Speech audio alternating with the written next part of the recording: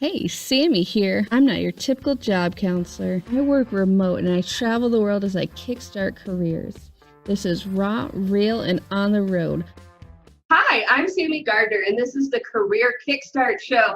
I am super excited because I have Vix Maxwell on my show today. And now, if you don't know about Vix, then you probably haven't been on Instagram in a while. But Vix is, I will actually let her read off her list of titles and things that she does because, in short, she's a spiritual and biz mentor, and she uses a lot of really interesting tools for intuition, following your gut, and just general woo-woo realness. She's also the headmistress of Woo Woo School and the creator of AgeHipster.co, but there's a lot more to it, and I will let Vix explain herself.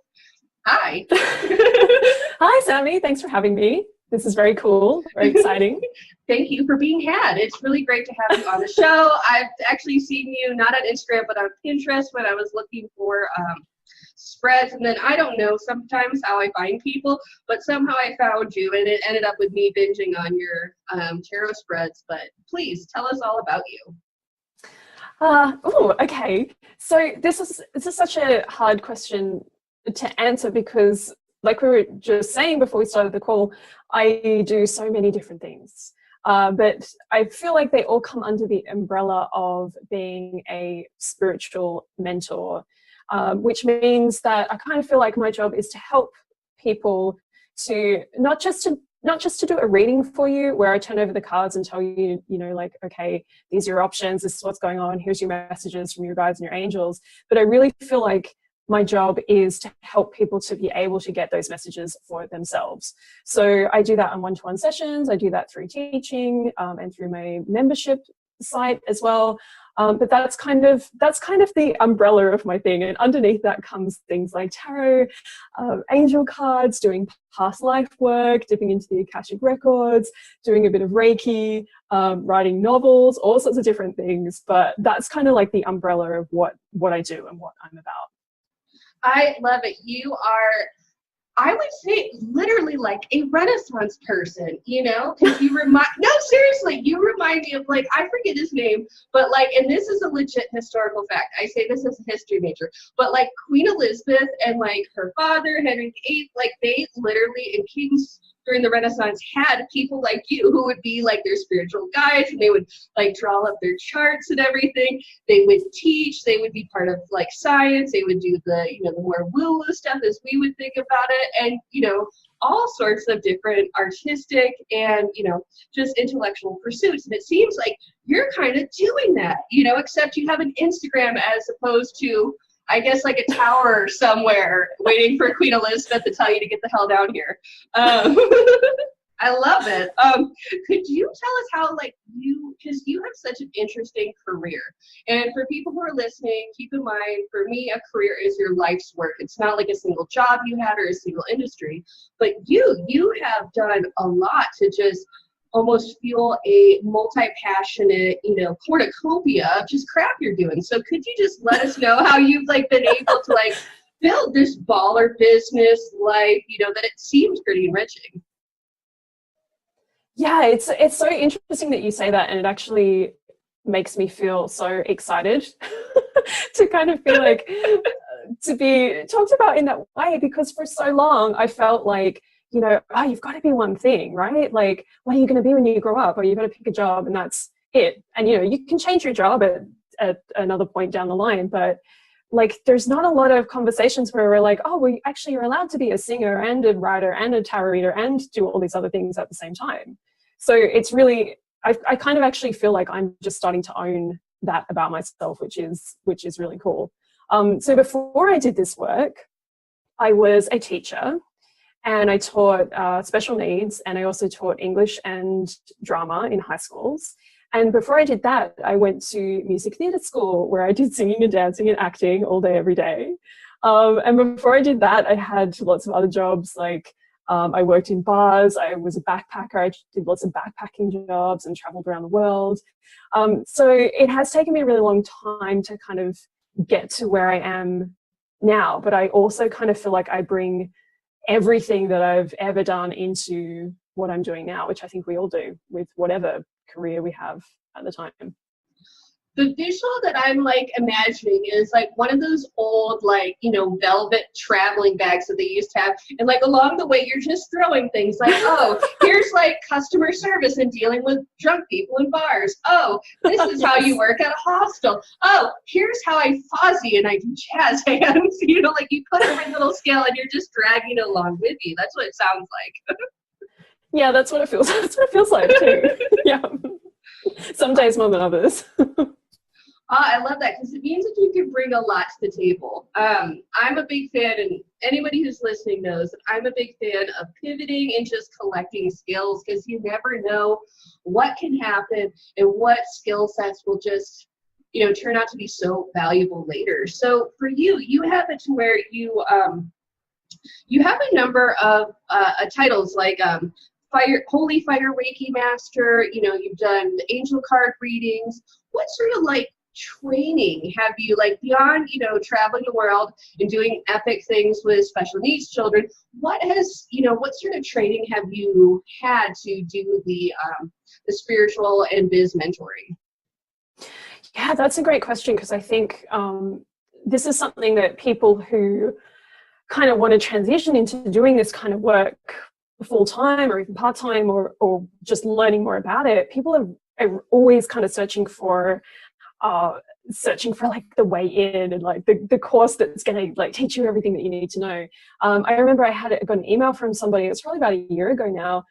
Someone sent me an email and they said, how did you get to where you are now? Like, what courses and training did you do? And I just kind of laughed because I was like, this is like my whole life's work. Like, I didn't just like go apply to uni and say, oh, I'm going to study tarot reading at university and then get my degree and be able to like go off and be a tarot reader.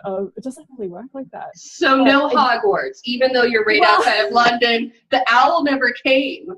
The owl never came. No, I think I had to make my own owl out of like paper mache or something.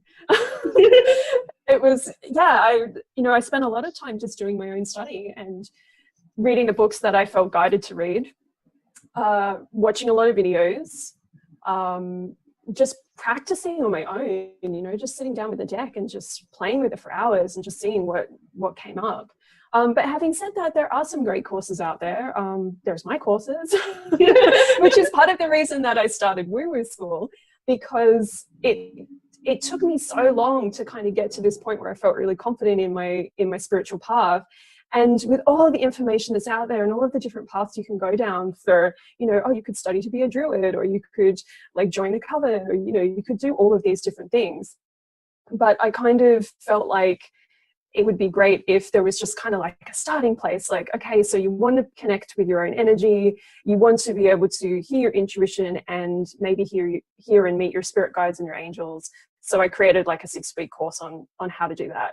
But having said that, it's not like it's just a 6-week course and then it all falls into place. Like there's so much more that goes into that. But I have done a few really good courses as well. All of my Reiki training, that was like in-person sort of standard normal Reiki weekend courses and things like that. And I do feel like that stuff is very valuable, but I also feel like when you do those courses, the course alone isn't the study. Like the course is kind of like the tip of the iceberg, and then you need to go and find your own way of doing things and find your own way through it. I really like that you pointed that out, the fact that doing courses is just the beginning. This is how I feel like for most education that we have nowadays, is that some people think, okay, you could have, whether it's being a Reiki master or a web programmer, you know, unless you actually take what you learned outside the course and start playing with it, like build your own sandbox, you know, and like just get to experimenting, you're really not going to learn. So I like how you kind of created this sort of style of where you kind of go on out, you experiment, and then you, ooh, what was that? I dropped a crystal. Oh gosh, it didn't break, right? It's okay. It hasn't been hurt. It's fine. Okay. Okay, where was I? The hazards of the job. I bet it. We can always edit that out, or this just becomes a blooper at the end, one or the other.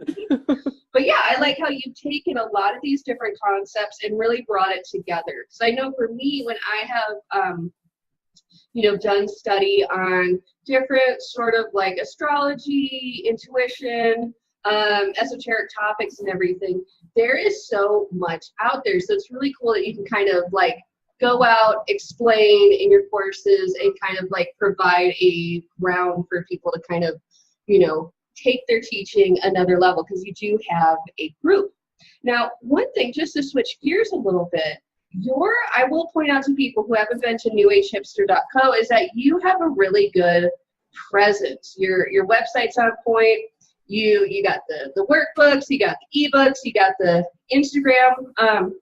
Could you talk a little bit about the biz mentorship?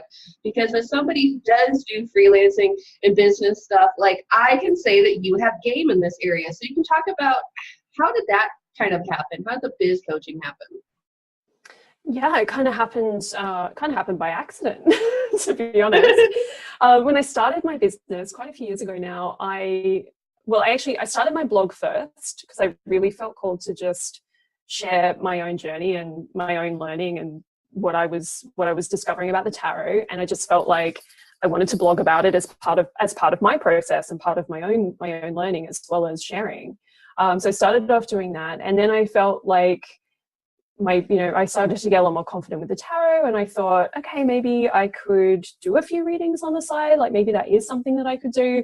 And so my business started as like just putting a few readings on Etsy and kind of sharing it with my friends and family who were open to that stuff, and then kind of sharing it with the people that had started to read my blog and in the groups that I was in on Facebook. And it kind of just grew from there. Like, I didn't at any point when I started my business, I never really intended to start a business. I was just sort of like, I'll just make some money on the side and, have a good time exploring this part of my life. And then, it started to grow, and it was like, oh, okay, I wonder how I could find some more clients. So I would get on and like Google, like how to start a business, how to find clients, how to run a tarot business. And I would just absorb like all the information that was out there. I would look at what other readers and people who were running businesses that were like mine, I'd look at what they were doing and what they were offering and what their prices were like. I watched 1,000 webinars on all sorts of things to do with business. And I really just kind of taught myself as I went. Like, every time I got to this next level, I would be like, okay, so now what's the next thing for me to learn? And so it's been a very interesting, difficult at times, right? Because this stuff isn't that easy. No, it's not. And there's always a new thing, and it seems like marketing is never done. Oh no. I remember I had this vision of myself when I was kind of just starting to offer readings. I had this vision of myself like walking around the house in these fluffy slippers and just kind of taking the odd phone call now and then of someone that needed a reading. It's like, this could not be further from the truth of how it has actually been. But it's amazing. Like, it's so amazing. So yeah, I kind of have just been kind of building it as I've needed to. And, I just kind of kept following my guidance on what where to next, what are we doing now? And then one day I woke up and I was like, oh, okay, I could do this full time now. And now, quite a few years later, I'm doing this as a full-time gig. I'm paying the mortgage. I'm like, I'm doing okay. And it's bizarre to me that I got to this point.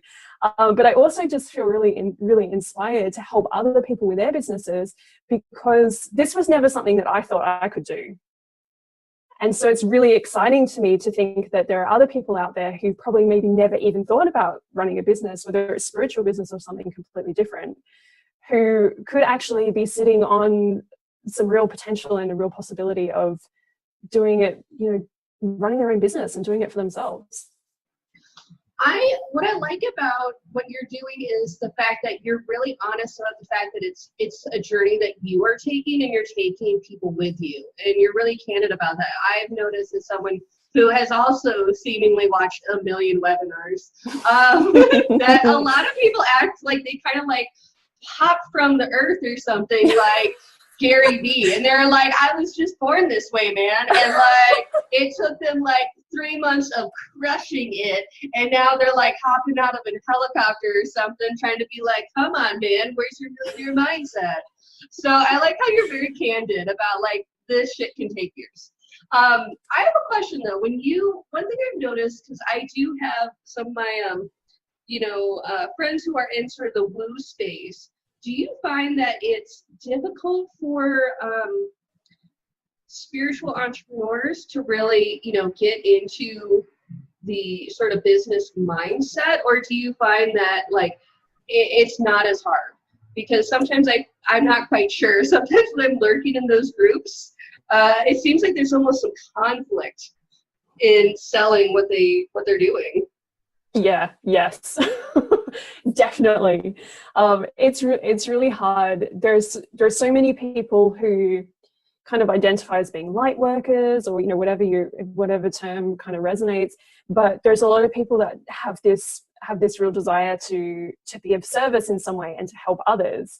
But there's all sorts of things that can happen with that. A lot of people, and I've done this loads of times, a lot of people don't set very good boundaries, so they will just give away free readings to anybody who wants them, or be available like 24/7, in case somebody needs them, and that can really cause people to burn out. So before you can even really begin to build momentum with your business, you're already exhausted. So that's one thing that I see happen quite a lot as well. And then I think there's also people who are very spiritual and who really who are like really passionate about their spiritual journey, who then kind of think, well, my purpose must be this because this makes me feel good. And I think there's a lot of people out there who think they want to start a spiritual business, but actually their business or their career could be something a little bit different and a little bit more unique than what everybody else is doing. But actually it's just it's that feeling of like, oh, but my spiritual connection is the most important thing to me in my life, so therefore I have to be have to have a spiritual job, which I've seen that trip people up as well. But there's as well as that, there's all this stuff around receiving money for doing this sort of work, which people really struggle with. So you see a lot of people out there who really want to help and really want to make a difference, but they're exhausted, they're burned out, and they're not making any money. And that's hard. Like, I've been there. Like, I've experienced all of that stuff. And I've also experienced as well, like, this feeling of, oh, well, I have to have a spiritual job and I have to do the spiritual work. But like we were talking about before, I also feel very called to do other things, like to write fiction and to do all of these other sort of more muggle type jobs. And I don't feel like spiritual work is 100% the only thing that I'm ever going to do with my life. I feel like actually there's so many different parts to all of us, and I think it's worth exploring all of them. Did that even answer that question? You kind of did, yeah. Like, I was, you did kind of talk about like why people struggle with being able to charge and really thinking about themselves as a business. One thing that I found very interesting what you said was the thing about boundaries, because I know when I worked for a nonprofit, that's part of why I burnt out when I did, was because this was before I'd even really thought about energy as much and stuff like that, but I didn't put up boundaries. And I would imagine, especially for folks who are doing this sort of spiritual work, that it might be difficult for them to not just set up boundaries, but also to know what to do when maybe they aren't enough for a client. Like if a client needs to talk to someone who's more of a counselor or something like that, do you have any words of advice for someone who's like a spiritual entrepreneur, or they're thinking about it, but they are worried about what to do when they need to refer somebody out? Yeah, I actually really like referring. I should really like referring because to me it feels like a weight has been lifted. Oh, I bet. Sometimes. Yes. Sometimes I get requests for readings that are around things that I don't read on. So things like, if somebody is looking for financial advice, and they might not actually say in their question, that they want financial advice, but there's something in their question that will make me think, this is actually not something that we can look at in the tarot. Like, I can do a reading on, money mindset, prosperity consciousness, that sort of thing, but I can't tell somebody where to put their money. Like, that's just not something I'm going to do. And then there's questions as well that I get sometimes where somebody has got a difficult legal situation going on or a health concern and things like that. And it can be very tempting when because quite often when people come to you with those sorts of questions, there's a real feeling of desperation and they're really looking for some answers and they really, really need some help. And so the first reaction is like, oh, I want to help you. I want to do everything I can to help you. But it's not going to help them if you're the wrong person to help them. So I kind of, have a standard thing that I send back to people and say, look, I can read on this, this, and this for you if you want to go ahead with the reading, but please know that, I can't give you any like financial advice, health advice, whatever it is that the person is seeking.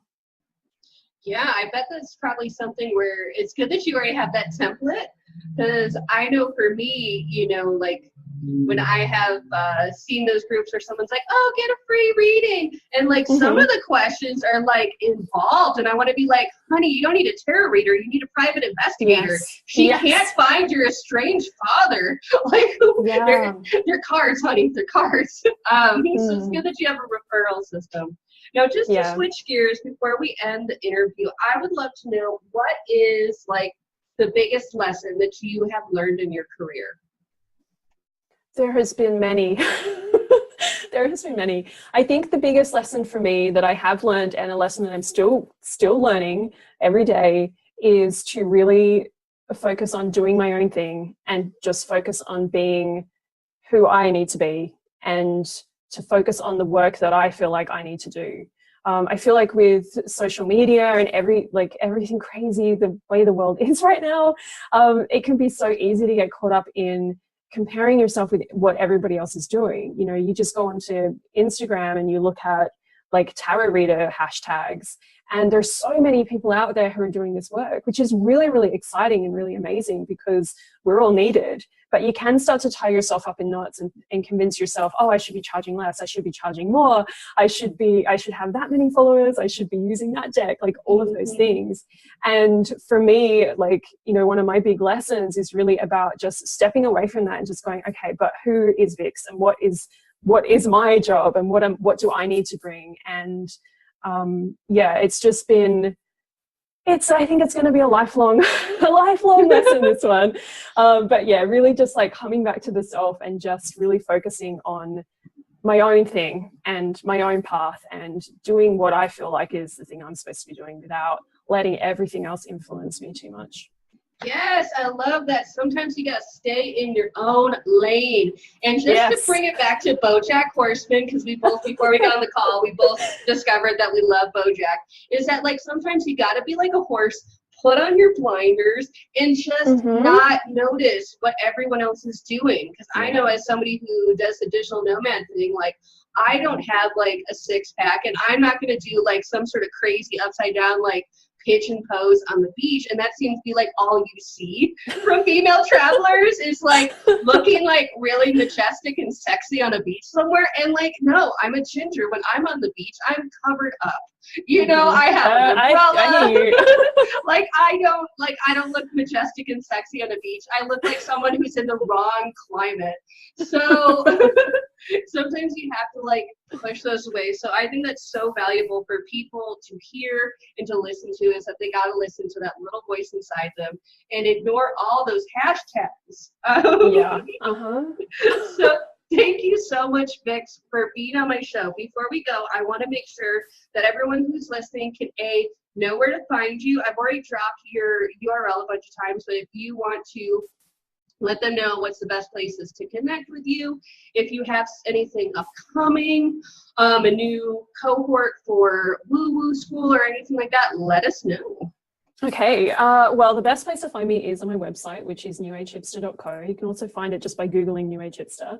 I have 2 freebies on there. One of them is called How to Stay Shiny, and that is a free ebook that can help people to begin to protect their own energy so that you can start to be more aware of what's going on with yourself.